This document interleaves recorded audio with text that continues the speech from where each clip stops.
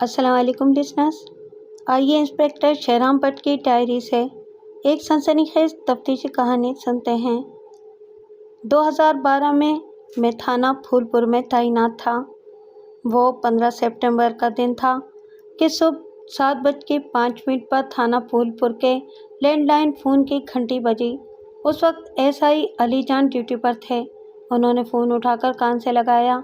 दूसरी तरफ संजीदा आवाज़ में कहा गया, मेरा नाम इरफान जट है।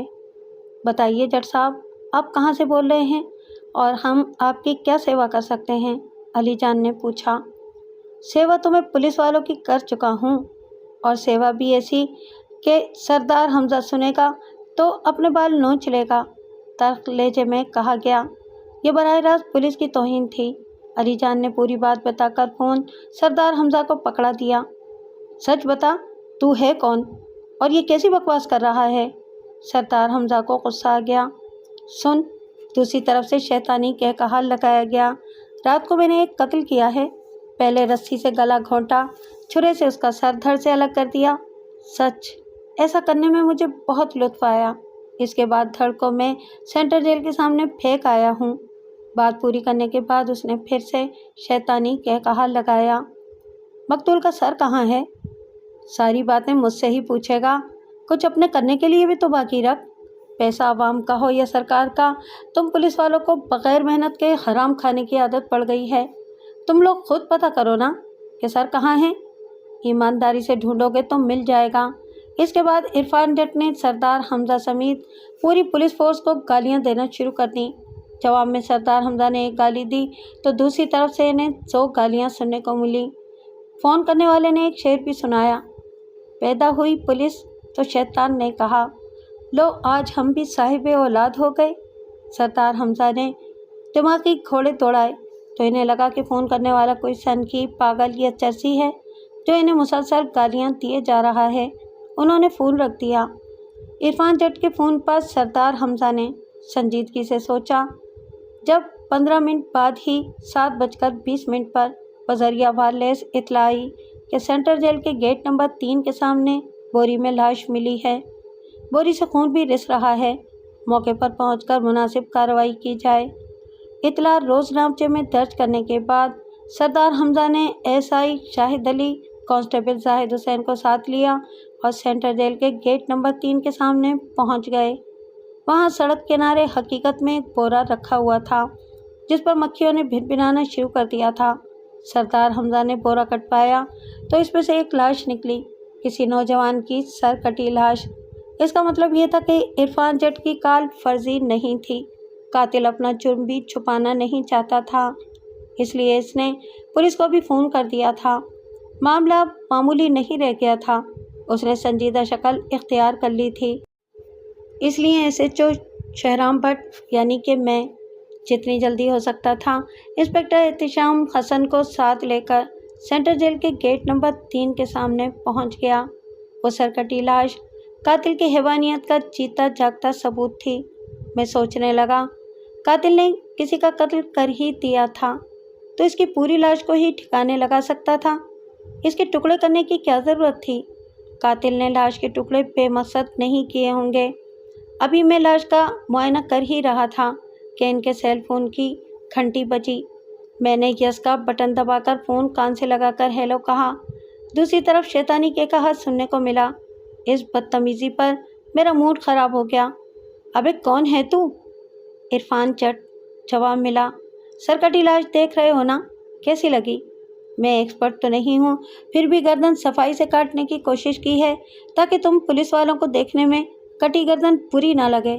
ये भी जान लो कि सरकटी लाश किसी और ने नहीं, मैंने ही सेंट्रल जेल के गेट नंबर 3 के सामने फेंकी है। इसके बाद फ़ोन करने वाले ने मुझे गालियां देना शुरू कर दी। मैं जानता था कि गालियां सुनने से फ़ायदा नहीं, इसलिए मैंने सिलसिला मुनक़ते कर दिया। इसके बाद मकतूल की शनाख्त और कातिल का सुराग ढूंढने के लिए मैंने मौके पर क्राइम टीम बुला ली। क्राइम टीम के साथ फूलपुर पुलिस ने लाश का बारीकी से मुआयना किया तो पता चला कि इसके बाएं शाने पर बिच्छू का टैटू बना हुआ था।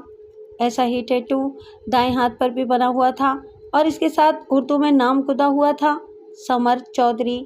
इससे ये इम्कान पैदा हुआ کہ مقتول کا نام سمر چودھری رہا ہوگا، حالانکہ یہ بھی ممکن تھا کہ سمر چودھری مقتول کا نام نہ ہو اور اس کے کسی رشتہ دار کا ہو۔ وہ بورا جس میں لاش رکھ کر پھینکی گئی تھی، اس کی بھی اچھی طرح سے تلاشی لی گئی تو اس کے اندر نیلی پولیتھین کی تھیلی رکھی ملی۔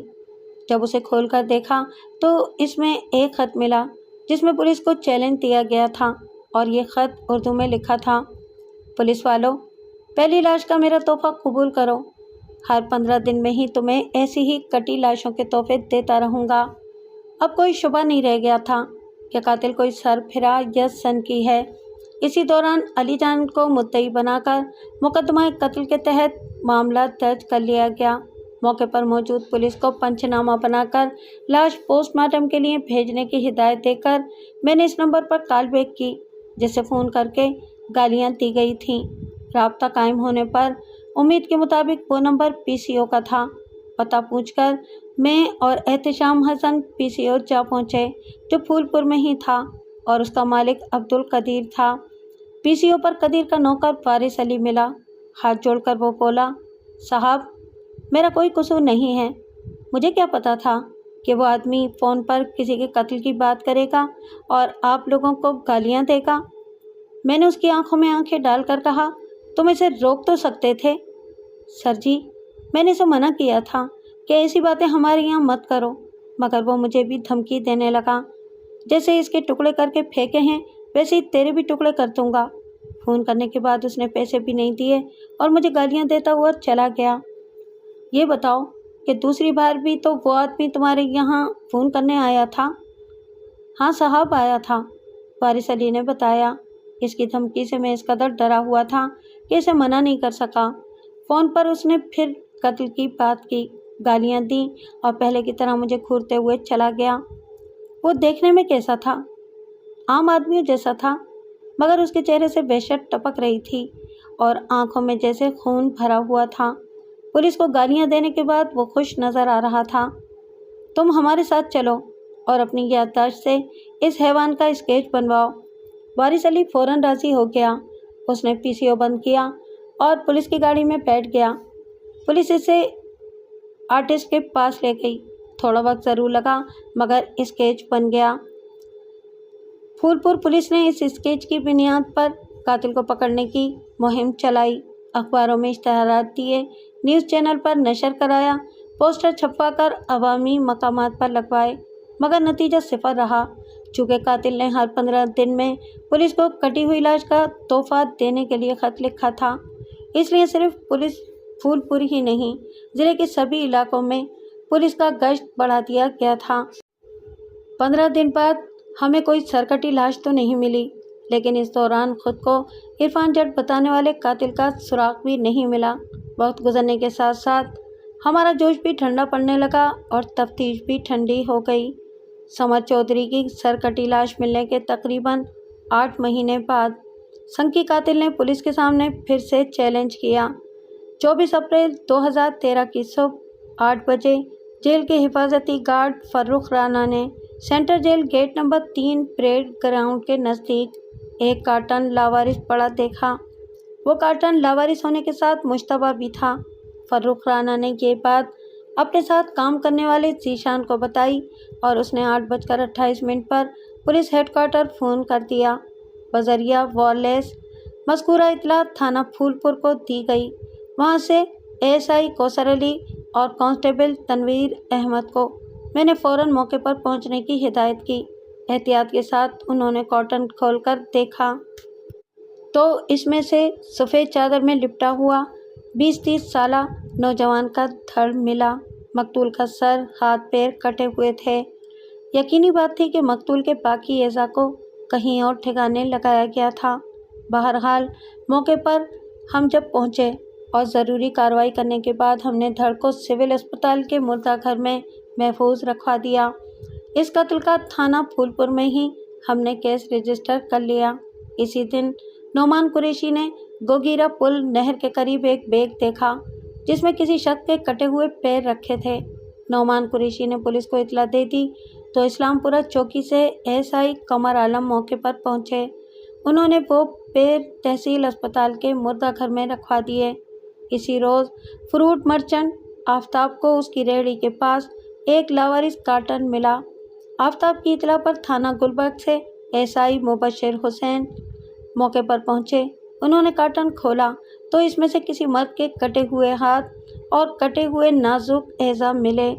कटे हुए एज़ा को एक मकाम पर जमा करके जोड़ा गया तो इल्म हुआ कि 3 जगहों से मिलने वाले कटे हुए वो एज़ा एक ही शख्स के थे। कत्ल करने के बाद मकतूल के इन एज़ा को बेरहमी से काट कर इन्हें जिस्म से अलग कर दिया गया था। अपनी तरफ से हमने सारी कोशिशें कर लीं, लेकिन ना तो लाश की शनाख्त हो सकी और ना ही कातिल का सुराग मिल सका। इसी तरह 28 मई को भी टुकड़ों में एक तीसरी लाश मिली। कातिल ने इस लाश के भी टुकड़े अलग अलग जगहों पर फेंके थे। इस लाश के साथ ही पुलिस को एक खत भी मिला जिसमें हर 15 दिन में एक लाश टुकड़ों में तोहफा देने की बात कही गई थी। इस लाश के बाद तो फूलपुर में दहशत की परछाइयाँ कायम हो गईं। हमने भी मान लिया कि लाशों के टुकड़े करके फेंकने वाला सीरियल किलर कानून और इंतज़ामिया के लिए एक चैलेंज था।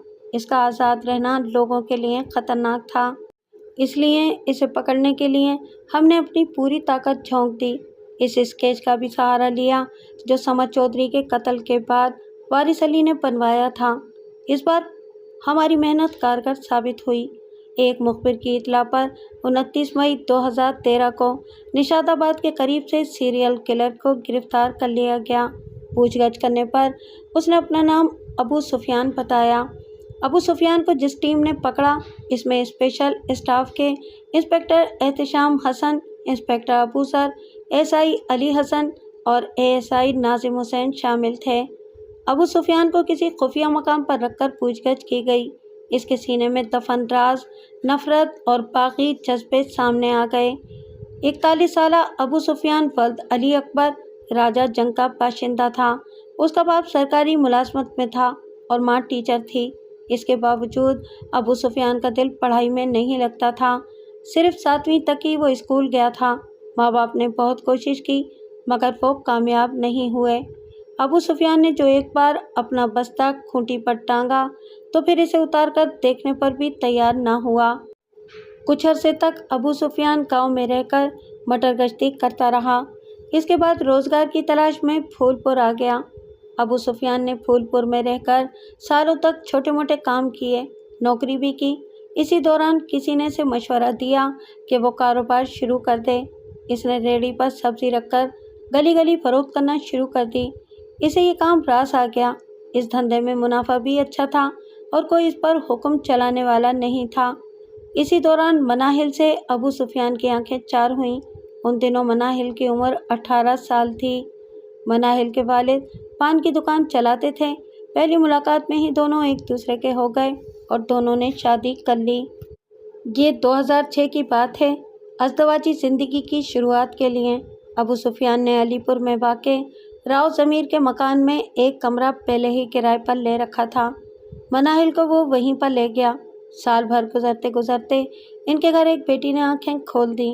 बेटी हुई और अखराजात और बढ़ गए। कुनबे के खर्चे पूरी करने और उसे सुख से रखने के लिए अबू सुफियान बड़ी मेहनत करने लगा। पाई पाई बचाता। पुलिस वाले थे कि उसकी कमाई पर दांत गाड़े रहते। हर जगह कांस्टेबल इसे रोककर भत्ता वसूल करते। यही नहीं, रेहड़ी से सब्जी भी उठाकर अपने थैले में रख लेते। डे गश्त पुलिस की गाड़ी मिलती तो बहुत सारे पुलिस वाले भी इससे रेहड़ी पर सब्जी फरोख्त करने की रंगदारी वसूल करते। सब्जी बेचना मजबूरी था। पुलिस वालों को पैसा देना भी मजबूरी थी। न देता तो इनके इलाके में धंधा नहीं कर सकता था। मजबूरी में वो पैसा और सब्जी मुफ्त में दे तो देता, मगर उसका दिल खून के आंसू रोने लगता। कभी कभी तो ऐसा भी होता कि अबू सुफियान दिन भर में इतना पैसा कमा भी नहीं पाता था जितना सब्जी और नकदी के तौर पर पुलिस वाले उसे वसूल करके ले जाते। मेहनतकश अबू सुफियान कब तक बर्दाश्त करता। उसके दिल में इस वसूली के खिलाफ बगावत पैदा होने लगी। उसने एहतजाज करना शुरू किया तो जोरावर पुलिस वालों को ये कहाँ बर्दाश्त होता। कोई इस पर लात घूंसे बरसाता, कोई डंडा फटकारता तो कोई थाने में ले जाकर हवालात में बंद कर देता। इसी के नतीजे में अबू सुफियान को जेल भी जाना पड़ा। ابو سفیان کو جیل کی سیر کرنا پڑی تو اسے پولیس سے نفرت ہو گئی۔ دل ہی دل میں اس نے فیصلہ کر لیا کہ اس کے ساتھ ناانصافی بھلے ہی چند پولیس والوں نے کی ہو، لیکن وہ پوری پولیس فورس کو ایسا سبق سکھائے گا کہ تگری کا ناچ ناچنے لگیں گے۔ پھول پور میں مناہل کے علاوہ ابو سفیان کا کون تھا؟ اس نے ہی اپنی کوششوں سے اسے ضمانت پر رہا کرایا۔ جیل سے رہائی کے بعد ابو سفیان نے سبزی بیچنے کا دھندا بند کر دیا اور اتوار بازاروں میں پلاسٹک کا گھریلو سامان فروخت کرنے لگا۔ چونکہ ڈھیر سارا سامان لے کر دور جانا پڑتا تھا تو ابو سفیان نے رکشہ خرید کر اس میں اسکوٹر کا انجن لگوا لیا۔ دھندا تو بدل گیا مگر پولیس والوں کی وصولی کا طریقہ نہیں بدلا۔ اتوار بازاروں میں بھی وہ دکان لگانے والوں سے پیسہ وصول کرنے آ جاتے تھے۔ پیسے کے ساتھ ضرورت کی چیزیں بھی اٹھا کر لے جاتے۔ ایک طرف ابو سفیان پولیس کی زیادتیوں سے پریشان تھا، ادھر مناہل لگاتار بیٹیاں پیدا کر رہی تھی۔ اس کی 5 بیٹیاں تھیں۔ اس کی آمدنی کا بڑا حصہ پولیس والوں کی جیب میں جا رہا تھا، اس لیے مایوسی، نا امیدی اور اپنے اندر کی تڑپ مٹانے کے لیے اس نے لاشوں کے ٹکڑے کر کے پولیس کو چیلنج دینے کا فیصلہ کر لیا۔ اس نے شاہپور میں ایک مکان کرائے پر لے لیا اور مارشل آرٹ میں استعمال میں لایا جانے والا نن چکو اور ایک چھرا لا کر کمرے میں رکھ دیا۔ پوری تیاری ہو گئی تو ابو سفیان نے شکار پھانسنا شروع کر دیا۔ وہ ایسے لوگوں کا انتخاب کرتا جو روزگار کی تلاش میں پھول پور آتے تھے۔ وہ انہیں اپنے ساتھ کام پر لگاتا، کھلاتا پلاتا، پھر ان کی کوئی بات اسے کھٹکتی تو وہ انہیں قتل کر کے لاشوں کے ٹکڑے کر کے پھول پور میں مختلف جگہوں پر پھینک آتا۔ اس کام کے لیے وہ اپنے رکشے کا استعمال کرتا تھا۔ ہماری پوچھ گچھ کے دوران میں ابو سفیان نے 7 قتل کا جرم قبول کیا۔ اس نے بتایا کہ 15 سپٹمبر 2012 سینٹرل جیل گیٹ پر جو لاش ملی تھی وہ سمر چودھری کی ہی تھی، جسے ابو سفیان نے اس کے جھوٹ زیادہ بولنے کی سزا کے طور پر مارا تھا۔ 24 اپریل 2013 کو ہمیں جو دھڑ اور اس کے ٹکڑے ملے تھے وہ علی زیب کے تھے۔ علی زیب کا قصور اتنا تھا کہ وہ رنگین مزاج اور دل پھینک تھا۔ خوبصورت اور نوجوان لڑکیوں کو دیکھتے ہی اس کی رال ٹپکنے لگتی تھی۔ رنگین مزاجی پر قتل کے بعد اس نے علی زیب کے نازک اعضاء بھی کاٹ دیے تھے سزا کے طور پر۔ 18 مئی کو ملنے والی لاش فرج شاہ کی تھی۔ اس کا قصور صرف اتنا تھا کہ وہ گوشت خور تھا۔ فرج شاہ کا گوشت کھانا ابو سفیان کو ایک آنکھ نہیں بھاتا تھا، اس لیے اس نے اس کے بھی ٹکڑے کر دیے۔ ابو سفیان سے گہری تفتیش کے بعد ہم نے اسے عدالت میں پیش کر کے آگے پوچھ گچھ کے لیے ریمانڈ لے لیا۔ ابو سفیان کی نشاندہی پر گلبرگ سے اظہر علی کی کھوپڑی برآمد کی اور اگلے دن اس نے راوی کے کنارے سے ایک کھوپڑی اور جبڑا برآمد کرایا۔ اس کے مطابق یہ کھوپڑی اور جبڑا فرج شاہ کا تھا۔ 25 مئی کو ابو سفیان نے الہ آباد میں واقع اسٹیٹ بینک کے پاس اس جگہ کی شناخت کی جہاں اس نے علی زیب عرف زیبو کا دایاں ہاتھ اخبار میں لپیٹ کر پھینکا تھا۔ اس دن یعنی کہ 25 مئی کو ہی ابو سفیان نے شالیمار باغ ریلوے پھاٹک کے پاس ایک مکان کی نشاندہی کی۔ اس مکان میں اس نے وسیم نامی نوجوان کو قتل کر کے لاش سدھو پور کے گندے نالے میں پھینکی تھی۔ مجموعی طور پر ابو سفیان نے 7 قتل کرنا قبول کیے۔ ان معاملوں پر عدالتوں میں کیس کی سنوائی ہوتی رہی۔ آخر میں اسے مختلف مدت کی سزا اور جرمانے کے ساتھ سزائے موت بھی دے دی گئی۔